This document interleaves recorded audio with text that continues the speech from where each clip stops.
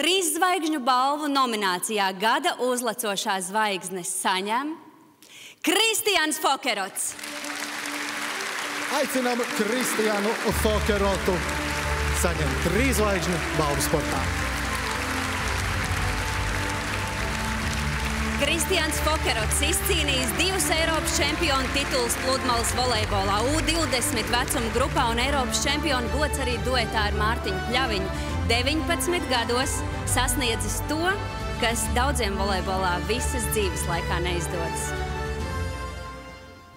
Labvakar visiem!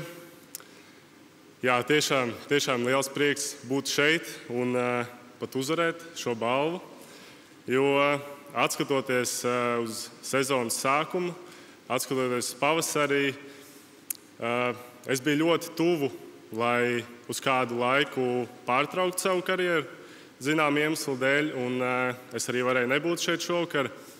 Bet tā vietā es esmu šogad Eiropas čempions.